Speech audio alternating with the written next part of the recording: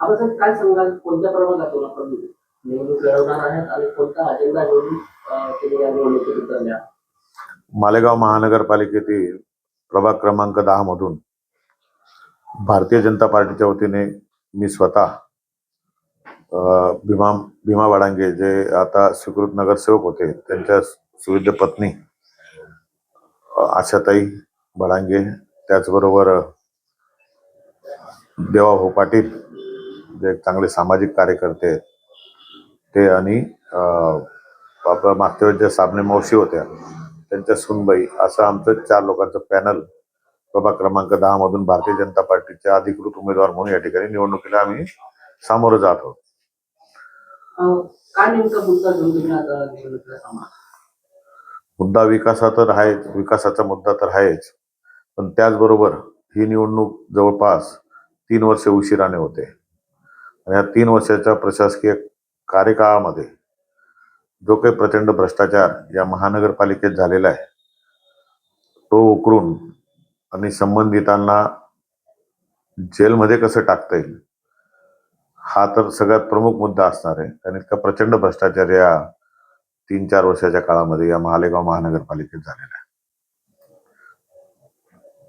आपण सर विचार केला तर मालेगाव महानगरपालिकेची तिजोरी पूर्ण रिकामी आहे. तुम्ही जिंकून तिथं जाणार, नेमका विकास कशा पद्धतीने साधला जाणार? बघा, आजपर्यंत भारतीय जनता पार्टीला अपेक्षित असं यश कधी मिळालेलं नव्हतं. म्हणजे आम्ही जवळपास 2002 पासून प्रयत्न करत होतो.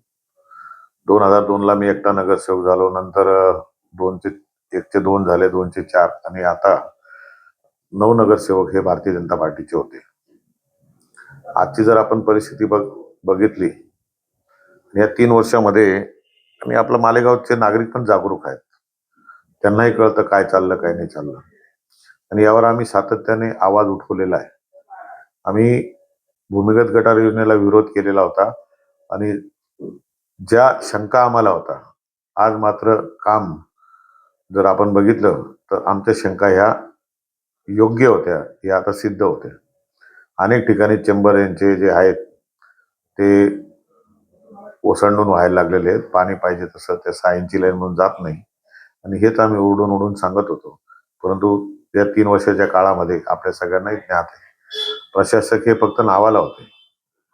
मंत्री महोदय स्वतःच पूर्ण महानगरपालिका या ठिकाणी चालवत होते, आणि त्याचे हे परिणाम आता नागरिकांना भोगावे लागले.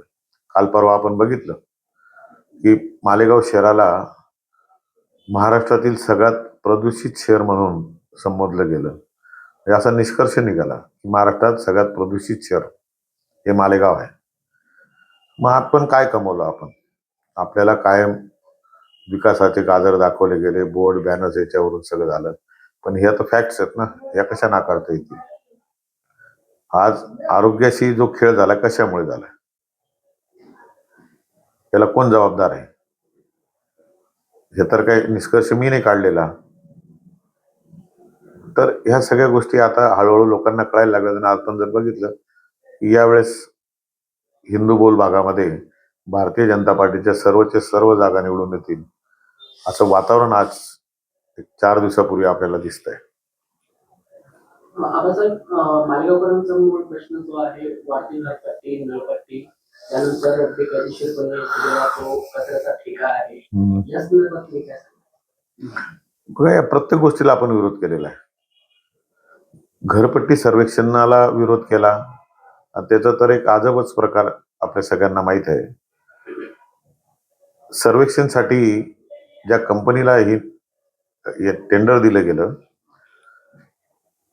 त्या कंपनीचं टेंडर कसं पास झालंय हे सुद्धा नागरिकांना माहिती असायला हवी. जसं आपण एक नायक पिक्चर होता, आपण सगळ्यांनी बघितलं असेल, अनिल कपूरचं.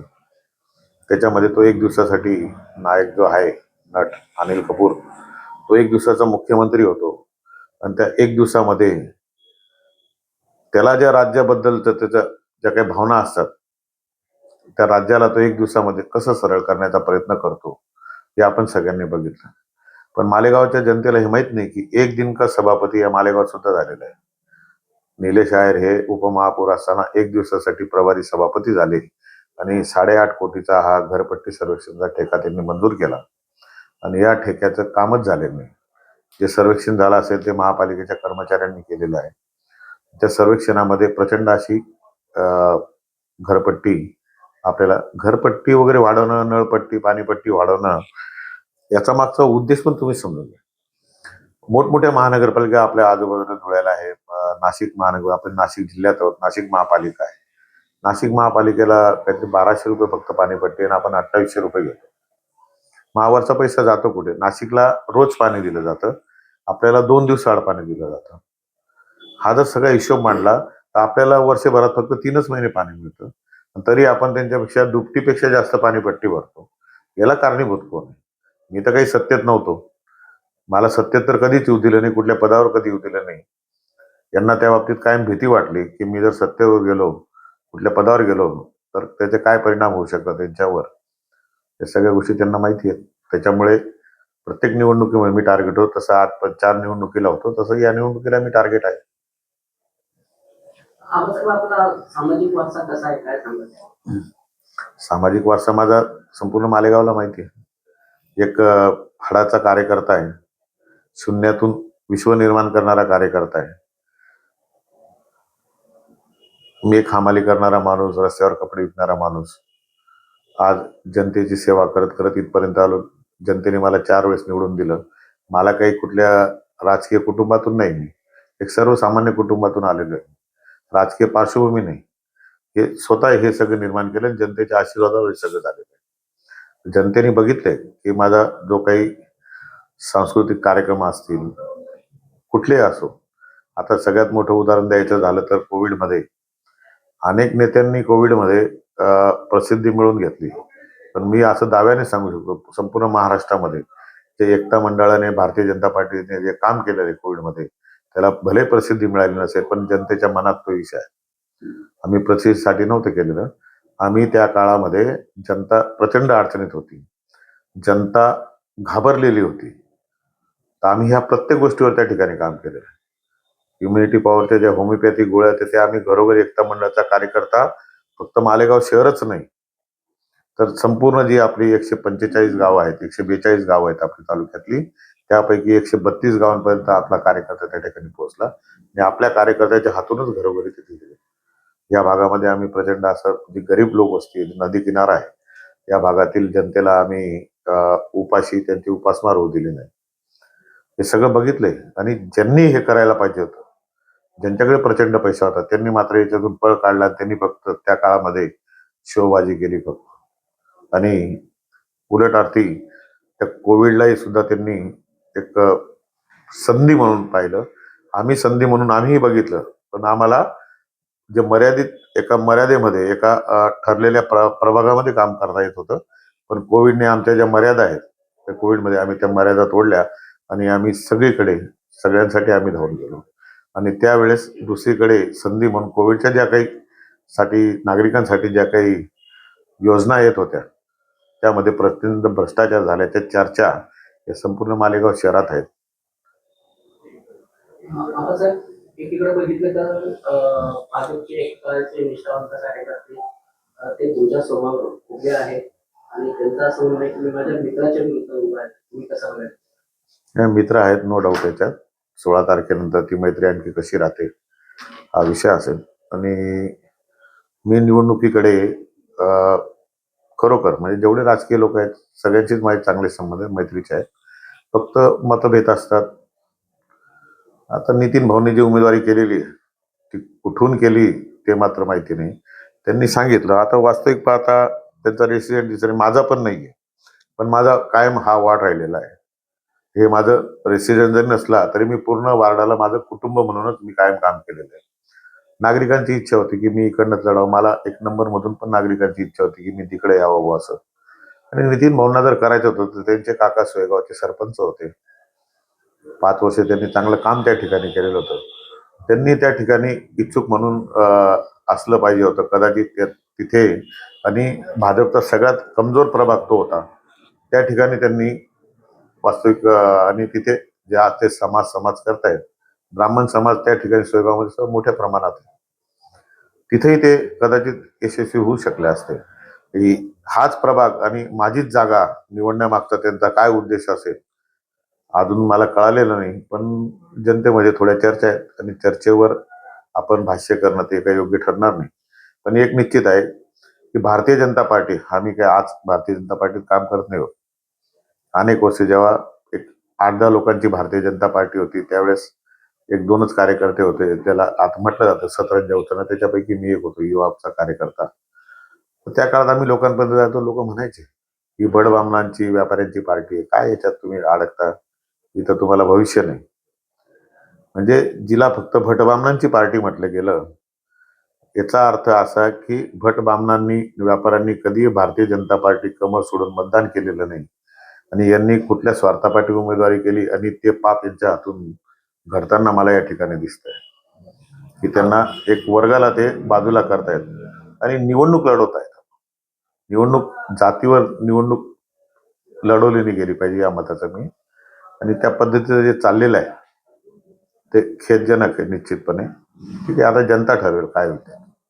आपण विधानसभेत आपण केलेली बंडखोरी त्याच्यानंतर तुम्ही परत घर वापसी झाले, तसं हे जे दोन उमेदवार आहेत घर वापसी होईल. बघा, मी आणि माझं कुटुंब हे भारतीय जनता पार्टीशी कायम प्रामाणिक राहिलेलं आहे आणि पार्टी बाहेर बी गेलो, युतीचं मी काम केलं नाही. हा उल्लेख कधीच झाला नाही की मी याच भुसे साहेबांच्या युतीमध्ये त्यांना माझ्यापर्यंत येण्याची गरज पडू दिली नाही. ते उमेदवार झाले आणि त्यांचं माझं बोलणं पण नव्हतं आणि मी त्यावेळेस प्रमुख पदावर होतो. महानगर प्रमुख असताना मी काही त्यांना विचारायला गेलो नाही, त्यांच्याशी काही डील करायला गेलो नाही. मी माझ्या पक्षाच्या कार्यकर्त्यांचा मेळावा घेतला आणि मी युतीच्या कामाला, हे पण जनतेने बघितलेलं आहे. आणि ह्यावेळेची गोष्ट अशी होती की आपण भारतीय जनता पार्टी शिवसेनेला जागा असल्या कारणाने भारतीय जनता पार्टीच्या अस्तित्वासाठी कायम लढणारा मी कार्यकर्ता. यांचं काम करून सुद्धा यांनी यांचं एक ज्याला म्हणतो की एक ठरवल्यासारखं की इथं माझ्याशिवाय कुठलाच पक्ष असला नाही पाहिजे, जवळ घेऊन केसाने गळा कापायचा. ही जी वृत्ती माझ्या लक्षात आली आणि मी तर पहिल्यापासून मी अगदी सुरेश नानांचा कार्यकर्ता राहिलेलो आहे. तेव्हापासून जेव्हा बीजेपी या ठिकाणी मोठा भाऊ म्हणून या मालेगाव शहरात होते तेव्हापासून मी काम करतोय आणि माझं ते स्वप्नच आहे की भारतीय जनता पार्टी ही कायम एक नंबर या मालेगाव जशी जगात आहे, देशात आहे, महाराष्ट्रात आहे, तशीच भारतीय जनता पार्टी मालेगावात सुद्धा मोठी असली पाहिजे या मताचा मी. त्याच्यामुळे आणि सगळ्यात वाईट काम जर काही झालं असेल की आमच्या संघाच्या 3, मी संघ स्वयंसेवक आहे, संघाच्या 3 शाखा बंद पाडण्यात आल्या यांच्या कार्यकर्त्यांच्या माध्यमातून किंवा यांच्या इशाऱ्यावर. यांचं जे टार्गेट असं होतं की भाजपचा कार्यकर्ता कुठून तयार होतो, वैचारिक कार्यकर्ता कुठं तयार होतो, तो संघाच्या शाखेतून तयार होतो आणि त्या शाखाच बंद पाडण्याचं म्हणजे हे फार मोठं षडयंत्र आहे. त्याच्यात आमचे बरेच लोक बळी पडलेले आहेत, त्याच्यात उमेदवार पण आहे आणि आम्ही झटतोय आमच्या पार्टीच्या अस्तित्वासाठीच नाही तर पार्टी तर आज मोठी आहेच, तिला आणखी मोठं करायचं, मालेगावात 1 नंबरवर न्यायचं आणि ते आम्ही येणाऱ्या 16 तारखेला निश्चित हे उद्दिष्ट आम्ही पूर्ण करू. आणि त्याच्याच बरोबर फायदा असा होणार आहे की आज राज्यात मुख्यमंत्री भारतीय जनता पार्टीचे, केंद्रात पंतप्रधान भारतीय जनता पार्टीचे, खूप योजना असतात पण पार्टी देताना विचार करते की पार्टीला इथं काय मिळालेलं आहे, या शहराने पार्टीला काय दिलंय, आणि त्यावेळेस ते होतं. आणि निश्चितपणे हे आता जनतेला कळायला लागलं. आम्ही वारंवार जनतेला सांगितलं, एकदा भारतीय जनता पार्टीच्या हातात सत्ता येऊ द्या, बघा या मालेगाव शहराच्या आम्ही कशा पद्धतीने याचं सगळं पूर्ण रूप बदलून टाकू आणि ती क्षमता माझ्यामध्ये आहे. मी एक नगरसेवक असताना सुद्धा याच्यावरूनच लक्ष येतं ना, एक नगरसेवक जो आजपर्यंत कुठल्याही पदावर गेलेला नाही महापालिकेच्या, त्याला पाडण्यासाठी मंत्र्यांचं पूर्ण कुटुंब माझ्या वार्डात येऊन बसलेलं आहे. हे हा एकच अर्थ नाही, पक्ष संपवणे हा एक दृष्टिकोन देतो तर संपणारच नाही. मी असलो काय नसलो काय, समजा मी याच्यात दुर्दैवाने पडलोय तर त्याच्यात मंत्र्यांचं यश नसेल पण मंत्र्यांची जी बुद्धी आहे त्याचं निश्चितपणे ते यश असेल. कारण आमच्यातला आम्ही कोंडाणा जिंकणार पण उदय भानमुळे कदाचित तान्हाजीचा बळी जाऊ शकतो, एवढंच हुसेन, याच्यापेक्षा काही होणार नाही. पण पक्ष मोठा 100% होणार. आता सर एक शेवटचा प्रश्न. भाजपने घराणेशाहीचा एक आरोप केला जातोय. प्रश्नच नाही. म्हणजे गायकवाड परिवार सुद्धा खूप मोठा परिवार आहे आणि एखाद्या पक्षासारखा हा परिवार आहे. मोठी ताकद आहे. आज माझ्या मुलाला मी सहज निवडून येईल अशा प्रभागात उभं नाही केलेलं. जिथे कोणी उभं राहायला तयार होत नाही. भारतीय जनता पार्टीचा आजपर्यंत तिथे कधी कोणी निवडून आलेला नाही आणि जिथे कोणी उभं राहायची हिंमत करत नाही. हेच सन्माननीय दादाभाऊ भुसे मंत्री महोदय, त्यांचा जो प्रभाग म्हटला तो बालेकिल्ला म्हटला तो सोयगाव, त्या भागातून मी मुलाला दिलेले. भारतीय जनता पार्टीसाठी एक प्रकारचा तो त्याग आहे. जिथं कोणी लढायला तयार नाही तिथं आम्ही आहोत. असं कोणी समजायचं नाही की इथे कोणी लढू शकत नाही. जिथे कोणी लढू शकत नाही तिथं लढायला गायकवाड कुटुंब कायम अग्रेसर असतं. हा राजकीय प्रचार आहे. लोकांमध्ये संभ्रम निर्माण करून अशा पद्धतीचं एक षडयंत्राचा हा एक पार्ट आहे की परिवारात 3 परिवार म्हणजे त्यांनी कार्य केलेलं आहे. आणि दुसरं कोण होतं मग जे बोलतायत त्याचा प्रचार जे करतायत, मग त्यांनी जर तुमचे काका त्या ठिकाणी सरपंच असताना काम केलं असताना त्या प्रभागात का तयार केली नाही, इथंच का केली? कारण इथं ते षडयंत्राचा एक तो हा पार्ट आहे. जो ब्राह्मण वोटर आहे, जो व्यापारी वोटर आहे, त्याला भारतीय जनता पार्टीपासून दूर नेण्यासाठी हे केलेलं एक षडयंत्र आहे. याचा पर्दाफाश पण होईलच लवकरच.